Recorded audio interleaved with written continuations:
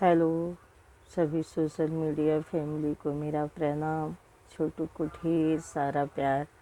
मेरे पड़ोस में एक दादी जी रहती थी। अभी 1 साल हुआ उन्होंने शरीर छोड़ा, तो उनकी बताई हुई बात मैं आपके सामने रख रही हूँ कि हमारी ज़िंदगी में अगर परमात्मा हमारे हर रूप रोम रोम में है तो निगेटिविटी भी हमारे ही अगल बगल घूमती है। इसलिए कहते हैं कि जैसे सोचेगा मन वैसा होगा जीवन। अगर जितना सुंदर हम सोचते हैं उतना सुंदर हमारा जीवन होता है।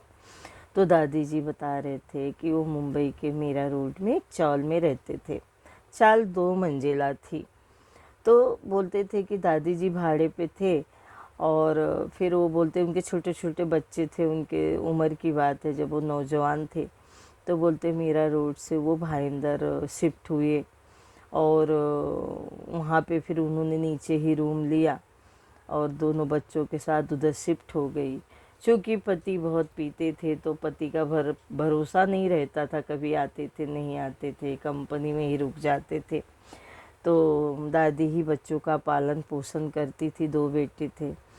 तो दादी बोलती एक उधर आई, मैं जब पहले दिन शिफ्ट हुई तो एक दिन 2 दिन तो हमें सामान शिफ्ट करना, फिर बच्चों को थकी रहती थी, सो जाती थी।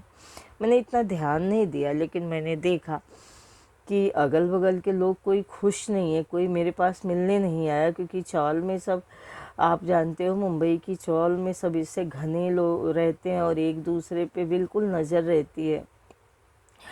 तो बोलते कि दादी बता रही थी कि तीसरे दिन चूँकि एक चौल 10-20 रूम की एक कॉमन यहाँ टॉयलेट होता है। तो दादी बोलती कि 2 बजे रात को मैं भी 30-32 साल मेरी उम्र थी, मैं गई उस टॉयलेट में। पेट में मुझे दर्द हुआ, तो मैं जब टॉयलेट खोली तो पहले से ही कोई एक परछाई बैठी हुई दिखी। बोलती मैंने टॉयलेट बंद कर दिया क्योंकि अंदर लाइट नहीं थी। लेकिन इन्हें फिर लगा कि लाइट नहीं थी, लेकिन जब मैंने दरवाज़ा खोला तो लाइट तो अंदर गई क्योंकि स्ट्रीट लाइट जल रही थी। इन्होंने फिर लाइट दरवाज़ा खोला तो कोई नहीं था। अब ये डर गए और ये भाग के रूम में आ गए। अब ये डर के मारे इनको समझ में ही नहीं आए कि क्या करूँ क्या करूँ। पेट में तो दर्द हो रहा था। इतने में इनको कुछ आवाज़ आई तो देखा कि पड़ोस की एक भाभी बाहर निकली हैं। तो निकली और बोली कि मेरे साथ थोड़ा टॉयलेट चलोगी। तो ये बोली हाँ चल, क्या हुआ, क्यों तू घबराई हुई। बोली नहीं चलो ना हमारे साथ। तो उधर ही एक और कॉमन टॉयलेट बना हुआ था दूसरी सोसाइटी का, तो उसमें गई। ये बोली मैं उसमें नहीं जाऊंगी, सुबह बताऊंगी। उसमें गई और उसमें भी जब दरवाज़ा, ये अंदर चले गए और वो भाभी बाहर खड़े थे। क्योंकि दोनों टॉयलेट दोनों सोसाइटियों के बगल बगल ही थे, बीच में थोड़ी जगह थी, तो पड़ोस वाली भाभी खड़े थे। और ये जब बाहर से निकले तो उस पहले वाले टॉयलेट से एक परछाई निकली। तो दादी बताते हैं कि मैंने उस औरत को बोला कि देखो ना, देखो देखो वो भी ऊपर, वो कौन वो टॉयलेट से निकल के जा रहा है। तो बगल वाली भाभी बोलते किधर, मुझे तो नहीं दिख रहा है। ते घर पे आ गए। अब इनको बुखार हो गया, बुखार हो गया और अगल बगल दूसरे दिन उन्होंने पता किया तो कुछ कुछ बोलने को ही तैयार नहीं था। कि ऐसा मतलब कुछ नहीं, तुम्हारा भ्रम है, ये है वो है। अब इनको तो डर हो गया। तो एक दिन ऐसे ही चौल में सब लेडीजें दोपहर में काम पे गई थी, एक दादी अम्मा बैठी थी और ये उस दिन तबीयत खराब थी तो ये भी काम पे नहीं गए और ये दादी अम्मा के पास जाके बैठे और दादी अम्मा से पूछा कि अजी सांग ना, मतलब मराठी में बोले कि बोलो ना, कैसे मुझे ऐसा ऐसा फील हुआ और अभी मेरे को जाने को हिम्मत नहीं होती और मैं तब से बीमार भी हूँ। तो दादी अम्मा ने बताया कि इधर एक दादी रहती थी, बुजुर्ग थे वो, और उनके बेटे बहू सब बाहर कहीं रहते थे, तो दादी अकेले रहते थे। दादी की तबीयत भी ख़राब रहती थी, वो बुजुर्ग की। और एक दिन वो बुजुर्ग टॉयलेट में गए और शायद उधर ही उनको अटैक आया, कुछ हुआ और उन्होंने शरीर छोड़ दिया, यानी ऑफ हो गए। तो कहते हैं कि वो किसी को परेशान नहीं करते हैं। बाद में बच्चे आए, क्रियाकर्म किया, लेकिन चूंकि उन्होंने वो शरीर जो है अपना वहीं छोड़ा था उसी बाथरूम में, तो कभी कभी किसी किसी को दिखते हैं। परेशान हो किसी को नहीं करते हैं, लेकिन वो दिखते हैं। तो इसलिए कुछ नए लोग डर जाते हैं। हम पुराने लोग देखते हैं तो हम बोलते हैं कि जाओ दादी आप हम लोग को बैठने दो, या आजी आप जाओ। तो ये दादी जो मेरी पड़ोस वाली थी, ये इनका विद्या नाम था। तो विद्या दादी बता रही थी कि लेकिन मैं इतना डर गई कि मेरा बुखार ही नहीं छोड़ रहा था। और मैं जब भी मैं दिन में भी जाऊँ मुझे लगे कि वो परछाई बैठी है। बोलती मैं किसी तरह 10-15 दिन निकाली और दूसरा रूम ढूंढा, और हम लोग भाईंदर में ही दूसरी जगह शिफ्ट हो गए। बोलते भगवान की पता नहीं क्या मेरे साथ ऐसी कृपा थी कि जब मैं उस रूम में गई तो वो रूम भी मुझे मालूम नहीं था, चूँकि अर्जेंट लिया था। तो वो रूम में जब मैं लेटूँ तो ऐसे लगी कोई घर में चल रहा है।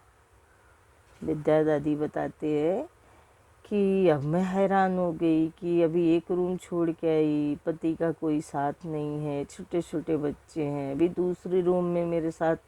वहाँ तो बाथरूम का टेंशन था, यहाँ घर में ही कोई चल रहा है। तो बोलते कि 1 दिन 2 दिन 3 दिन फिर बच्चे भी बोलने लगे मम्मी घर में कोई चलता है, ऐसे लगता है घर में कोई धम धम धप धप चल रहा है, और आँख खोलो देखो तो कोई दिखता ही नहीं है। तो फिर दादी 3-4 दिन बाद विद्या दादी ने पड़ोस में पता किया कि आखिर बात क्या है, कि ऐसा हमारे घर से आवाज़ आती है। तो पड़ोसियों ने बोला कि ये रूम सालों से बंद था, आपको पूछ के रूम लेना चाहिए था, क्योंकि इस रूम में जो रूम मालिक है वो रूम मालिक ऐसे ही ऑफ हो गया था, और वो थोड़ा मेंटली प्रॉब्लम था उसको। तो वो कहते हैं कि वो आज भी अपना घर छोड़ने को तैयार नहीं है, इसलिए जो भी भाड़े पे आता है वो थोड़े दिन में रूम खाली करके चला जाता है। और अभी तो हम लोग जो पूछता है बता देते हैं कि देखो ऐसा ऐसा है, और आप सोच समझ के रूम लो, हम मना नहीं कर रहे, लेकिन कि ऐसी प्रॉब्लम होती है इस रूम में। अब दादी परेशान हो गई, क्योंकि 2-2 जगह 15 दिन में रूम शिफ्ट करना, अकेला, छोटे बच्चे, दादी। फिर दादी को एक संत मिले जो कि सत्संग करते थे, उधर ही बगल में थे। दादी उनके पास गई और बोली, उनके पहचान के भी थे, उन्होंने ही रूम भी दिलवाया था। तो वो बोली कि आपने ऐसा रूम मुझे क्यों दिलवाया। तो संत थे, ब्रह्मज्ञानी थे। तो उन्होंने कहा कोई बात नहीं, उस आत्मा की शांति तुम्हारे हाथों है। और फिर वो महात्मा जो थे सिद्ध पुरुष, उन्होंने दादी के घर में सत्संग कराया, लंगर प्रसाद कराया, पूरे घर को चढ़ा मिर्च से अभिमंत्रित किया, सिमरन के द्वारा पूरे घर को, मतलब नाम जप के द्वारा पूरे घर को उन्होंने बांधा और उस आत्मा को मुक्त कराया, क्योंकि वो सिद्ध पुरुष थे। और मुझे ऐसे लगता है कि वो चाहते भी थे कि वो जो रूम है वो रूम साफ़ सुथरा हो जाए, जो भी आत्मा है उसको मुक्ति मिल जाए और इस घर भी सही हो जाए। इसलिए वो बहन की तकलीफ़ देख के उन्होंने रूम दिलाया, और ख़ुद ही उन्होंने वो सारे जो भी करना था किया। और कहते हैं कि वो विद्या दादी सालों तक उस घर में रही, और बाद में वो रूम खरीद भी लिया। उनको इतना वो रूम फलदायी हुआ कि उसी रूम में फिर पति भी आ गए, बच्चे भी कमाने लगे। तो कभी कभी कुछ चीज़ें हमारी ज़िंदगी में इसलिए भी आती हैं कि उनको भी मुक्ति चाहिए होती है, उनको भी सुख चाहिए होता है, उनको भी इस तड़प से आनंद में यानी परमात्मा के चरणों में जाना होता है, और उसका कोई न कोई कारण बनता है। तो आज मेरी दादी तो अब विद्या दादी इस दुनिया में नहीं है, 1 साल हो गया उनको गए, लेकिन वो अपना जीवन जब मेरे बगल साथ बैठती थी तो बड़े संघर्ष से निकाला था अपना जीवन, क्योंकि पति पीते थे और अकेले बच्चों को पालना, कमाना, बच्चे देखना, और फिर पति आके तांडव करते थे। तो मैं आपके सामने सच्ची बातें ही रखती हूँ। उनकी दादी की और भी कहानियाँ हैं, लेकिन आज ये कहानी आपके सामने रख के मैं उनको श्रद्धांजलि दे रही हूँ, क्योंकि वो दादी मुझे बहुत प्यार करते थे और अचानक ही दुनिया से चले गए वो। तो आज का ये सच्ची कहानी इतनी ही। आगे फिर आप लोग अपना प्यार देते रहिए। सबको मेरा प्रणाम, प्यार, बाय बाय।